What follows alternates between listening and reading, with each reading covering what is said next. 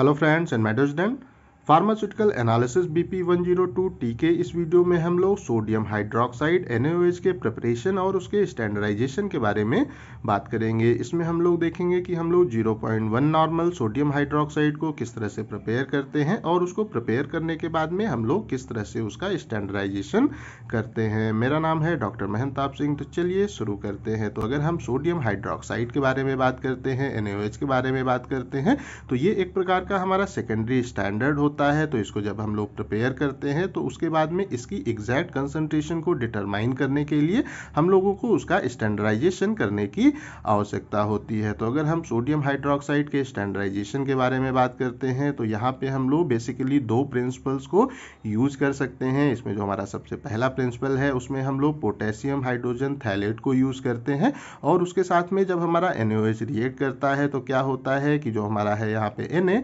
वो यहाँ पे H को रिप्लेस करता है और ये यहाँ पे फॉर्म करता है सोडियम, जो हमारा पोटेशियम सोडियम थैलेट को यहाँ पे ये फॉर्म करता है और यहाँ से वाटर रिलीज होता है। इस प्रिंसिपल को हम लोग अधिकतर यूज करते हैं जब हमें अपने सोडियम हाइड्रोक्साइड को के स्टैंडर्डाइजेशन की आवश्यकता होती है।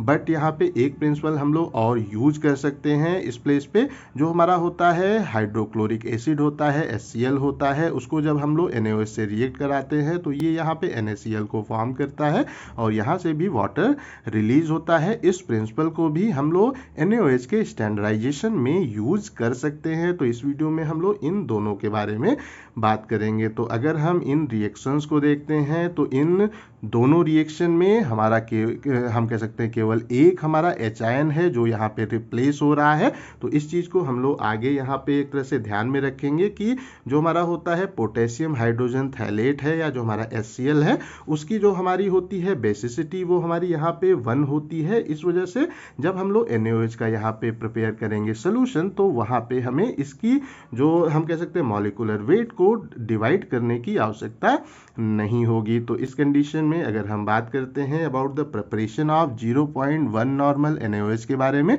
तो जो हमारा NaOH है उसका जो मॉलिक्यूलर वेट है वो हमारा होता है 40 ग्राम पर मोल होता है। तो अगर हमें जो हमारा है एक तरह से NaOH है उसका 1 नॉर्मल सोल्यूशन प्रिपेयर करना है तो यहाँ सिंपली हम कह सकते हैं कि अगर हम 40 ग्राम NaOH को लेते हैं और उसको 1 लीटर में डिसॉल्व करते हैं तो जो हमारा सोल्यूशन फॉर्म होगा उसकी कंसंट्रेशन हमारे 1 नॉर्मल होगी। तो अगर हमें 0.1 नॉर्मल NaOH प्रिपेयर करना है तो सिंपली हमको इसको 10 से डिवाइड करना होगा। तो यहाँ पे क्या आ जाएगा, दैट इज द 4 ग्राम पर 1 लीटर। मीन्स अगर हम लेते हैं एक तरह से 4 ग्राम NaOH को लेते हैं और 1 लीटर में उसको डिसॉल्व करते हैं तो जो यहाँ पे हमारा सोल्यूशन फॉर्म होगा वो हमारा 0.1 नॉर्मल NaOH का सोल्यूशन होगा। अब हम लोग जो हमारे अलग अलग दो प्रिंसिपल हैं उनके बारे में बात कर लेते हैं, उनके रिएजेंट के बारे में बात कर लेते हैं। तो अगर हम स्टैंडर्डाइजेशन जो हमारा सबसे हम कह सकते हैं पहला प्रिंसिपल है जिसमें हम लोग पोटेशियम हाइड्रोजन थैलेट को प्राइमरी स्टैंडर्ड की तरह यूज करते हैं, अगर उस प्रिंसिपल को यूज करके हम लोग NaOH के स्टैंडर्डाइजेशन को वहाँ पे करते हैं तो उस कंडीशन में हमें एक तरह से 0.1 नॉर्मल पोटेशियम हाइड्रोजन थैलेट के सोल्यूशन को फॉर्म करने की आवश्यकता होती है। तो अगर हम पोटेशियम हाइड्रोजन जो थैलेट है उसके मॉलिक्यूलर वेट के बारे में बात करते हैं तो इसका जो हमारा मॉलिक्यूलर वेट है दैट इज द 204.24 ग्राम पर मोल होता है। तो अगर हम इसका 1 जो हमारा है 1 नॉर्मल सोल्यूशन है प्रिपेयर करना है तो उस कंडीशन में हमें 204.24 ग्राम यहाँ पे पोटेशियम हाइड्रोजन थैलेट की आवश्यकता होगी और उसको अगर हम 1 लीटर में डिसॉल्व करते हैं तो हमारा 1 नॉर्मल पोटेशियम हाइड्रोजन थैलेट का सोल्यूशन वहाँ पे फॉर्म हो जाएगा। अगर हम 0.1 नॉर्मल के बारे में बात करते हैं तो इसको हम लोग सिंपली हम कह सकते हैं 10 से यहाँ पे डिवाइड कर देंगे तो यहाँ पे क्या आ जाएगा, दैट इज द 20.424 ग्राम। अगर पोटेशियम हाइड्रोजन थैलेट को हम लोग 1 लीटर में डिसॉल्व करते हैं तो जो हमारा फॉर्म होगा solution that is 0.1 normal potassium hydrogen phthalate का हमारा सोल्यूशन फॉर्म हो जाएगा। अब हम लोग अपने दूसरे प्रिंसिपल के बारे में बात कर लेते हैं, जिसमें हम लोग HCl को as a primary standard use करते हैं। तो जो हमारा HCl होता है ये एक सेकेंडरी स्टैंडर्ड होता है। अगर हम HCl का कोई सोल्यूशन प्रिपेयर करते हैं और उसका स्टैंडर्डाइजेशन हम प्रॉपरली अगर कर लेते हैं और उसके बाद में उसको हम लोग as a primary standard use कर सकते हैं अपने NaOH के स्टैंडर्डाइजेशन में। तो अगर हम बात करते हैं about the preparation of 0.1 normal HCl के बारे में, तो अगर हम 8.3 ml 37% HCl को 1 लीटर में डिजॉल्व करते हैं तो जो हमारा वहाँ पे फॉर्म होगा solution that is 0.1 normal HCl का सोल्यूशन हमारा फॉर्म हो जाएगा, जिसको हम लोग स्टैंडर्डाइज करने के बाद में NaOH के स्टैंडर्डाइजेशन में यूज कर सकते हैं। तो अब हम लोग इसके मेथड के बारे में बात कर लेते हैं। तो इसमें जो हमारा सबसे पहला प्रिंसिपल है, जिसमें हम लोग जो हमारा पोटेशियम हाइड्रोजन थैलेट है उसको प्राइमरी स्टैंडर्ड की तरह उपयोग में लेते हैं। उसके द्वारा जो हमारा स्टैंडर्डाइजेशन है उसको हम लोग किस तरह से करते हैं उसके बारे में देख लेते हैं। तो इसमें ये हमारा होता है ब्यूरेट। इसमें हम लोग जो हमारा है स्टैंडर्ड, जो हमारा प्राइमरी स्टैंडर्ड है 0.1 नॉर्मल पोटेशियम हाइड्रोजन थैलेट को इसके अंदर हम लोग यहाँ पे फिल कर लेते हैं।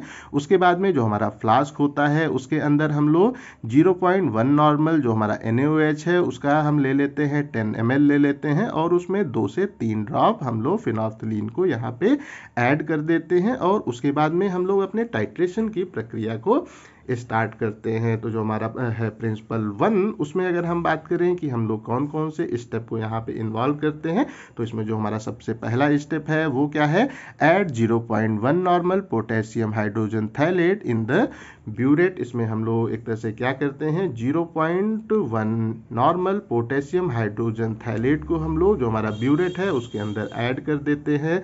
उसमें जो हमारा एक तरह से स्केल है वहाँ पे हम उसको 0 तक ऐड कर देते हैं। उसके बाद में जो हमारा यहाँ पे दूसरा स्टेप है, इसमें हम लोग क्या करते हैं कि एक हम लोग फ्लास्क लेते हैं, उसमें हम लोग 0.1 नॉर्मल जो हमारा है एक तरह से NaOH है जिसका हमें स्टैंडर्डाइजेशन करना है, उसका 10 ml हम लोग फ्लास्क में अपने ले लेते हैं। उसके बाद में जो हमारा फ्लास्क है उसके अंदर हम लोग 2 से 3 ड्रॉप फिनोल्फ्थलीन एज ए इंडिकेटर इसके अंदर ऐड कर देते हैं। तो जो हमारा होता है एक तरह से फिनोल्फ्थलीन होता है, जब ये हम इसको यहाँ पे NaOH में ऐड करते हैं तो जो हमारा होता है एक तरह से फिनोल्फ्थलीन होता है, जब वो बेसिक इन्वायरमेंट में होता है तो वो एक पिंक कलर वहाँ पे हम कह सकते हैं कि शो करता है। तो उस कंडीशन में क्या है कि हम जब इसको इसमें ऐड करेंगे तो ये हमारा जो सोल्यूशन है ये यहाँ पे पिंक कलर का हो जाएगा। उसके बाद में हम अपने टाइट्रेशन को स्टार्ट करते हैं। जो हमारा होता है NaOH और पोटेशियम हाइड्रोजन थैलेट, उसके बीच में टाइट्रेशन को हम लोग स्टार्ट करते हैं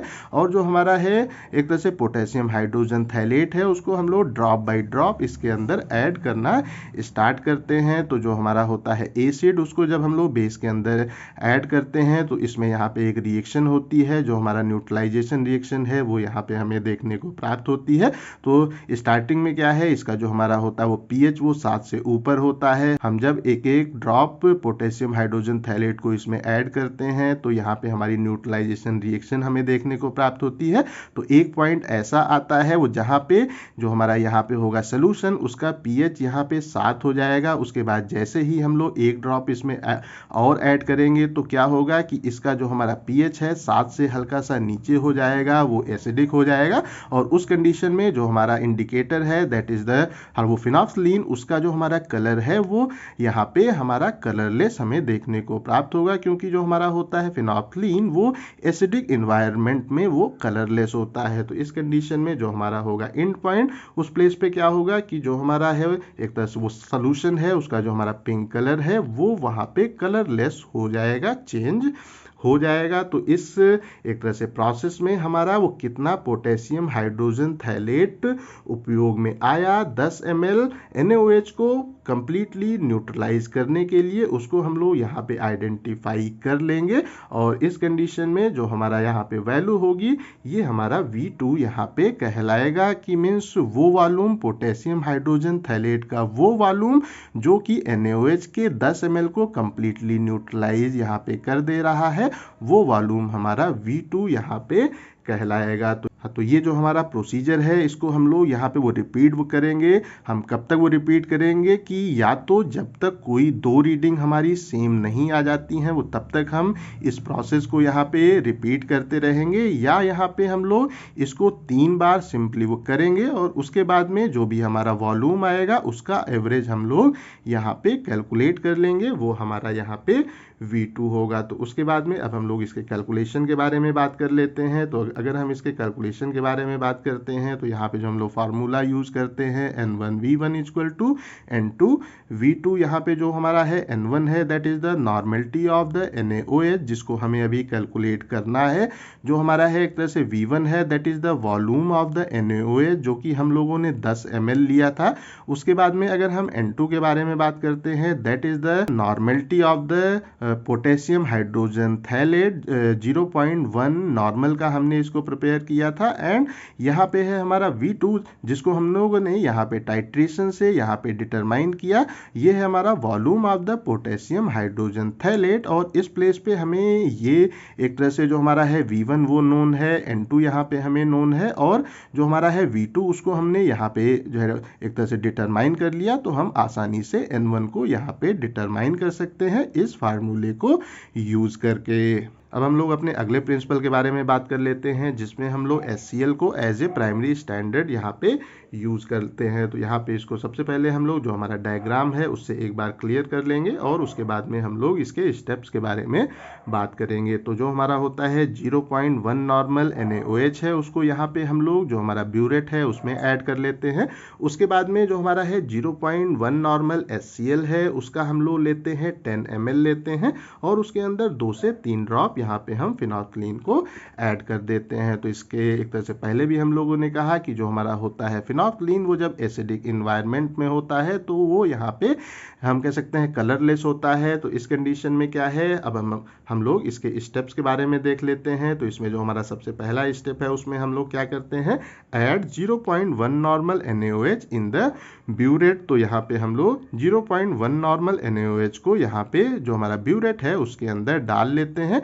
उसके बाद में हम लोग क्या करते हैं कि एक फ्लास्क को लेते हैं जिसमें हम लोग अप्रॉक्सीमेटली वो 10 ml 0.1 नॉर्मल HCl को ऐड कर लेते हैं। उसके बाद में इसमें हम लोग 2 से 3 drop phenolphthalein as a indicator यहाँ पे इसके अंदर ऐड कर देते हैं। उसके बाद हम लोग क्या करते हैं, HCl और 0.1 नॉर्मल NaOH का टाइट्रेशन हम लोग यहाँ पे स्टार्ट करते हैं।